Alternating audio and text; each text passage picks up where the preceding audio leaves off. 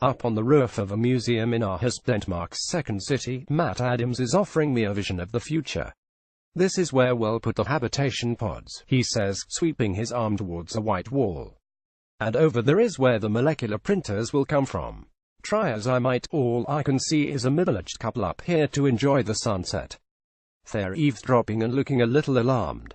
Adams appears not to have noticed, and is cheerily saying something about locust farms.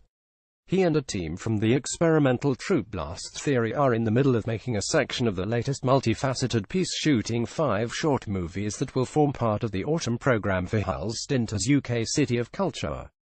Combining film, live performance and digital work, 2097 We Made Ourselves Over is offering the citizens of Hull and Aarhus a sci-fi vision of what life might be like in the cities in 80 years. Habitation pods and locust farms brought to life with special effects are only the half of it. Next morning, I sit down with Adams and his Blast Theory co-director Nick Tandivanate to get to the bottom of what We Made Ourselves Over actually is. As planned, the full-scale, high-tech invasion of Hull is underway. Electric cars are prowling the streets, offering selected participants free rides, while phone boxes will let passers-by speak with a character from the future. Connecting you now, a participant gets a call from the future.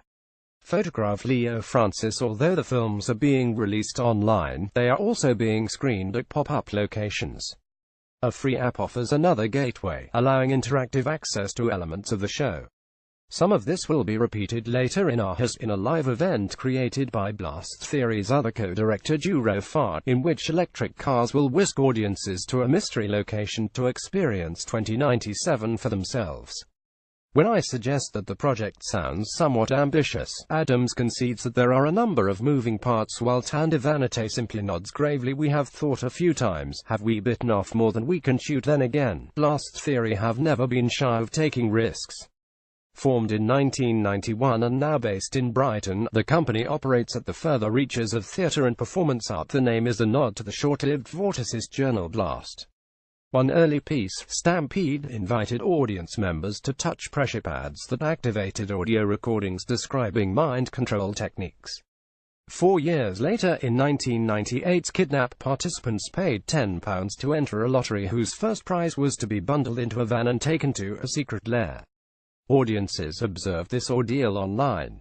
In recent years, their interests have been increasingly digital, not to mention dystopian.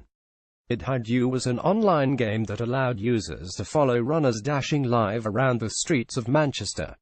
Perhaps the biggest recent success is Karen, an app claiming to be a virtual life coach who reveals that she has more than a few issues of her own. Watch Eternal Data, first film in the series 2097 We Made Ourselves Over. The concept for We Made Ourselves Over came from Hull's City of Culture organizers, who wanted a project that could occupy virtual as well as physical space. When Blast Theory suggested involving Aarhus, which was after something similar, the links between the two locations seemed promising. Both are port cities with proud histories reaching back nearly a millennium, both former industrial towns battling to reinvent themselves for the 21st century. Exploring what tomorrow might bring seemed the next obvious step, Adams says. "We wanted to create a future that was far enough in advance where we could think freely about what things might look like, but close enough to feel tangible. 80 years away felt about right." Public workshops generated narratives. One team of primary schoolers pitched the idea of downloading the grandparents' memories via a smartphone-like device. Older people speculated what might happen to the city if, as some predict, global warming leaves much of it submerged. The company also interviewed Danish activists, British experts in sustainable development and artificial intelligence, and a group of artisans in Aarhus who have constructed a ramshackle village out of shipping containers. A story emerged about a community called Hull which, following a series of floods, is under the control of 3 teenage girls. They alone can decide how it will be rebuilt. Adams and Tandivanate emphasize that, though 2097 contains elements that will hopefully appeal to devotees of Doctor Who or humans, they regard the piece as social activism as much as entertainment. "Sure, we're using app development, visual effects and filmmaking," says Tandivanate.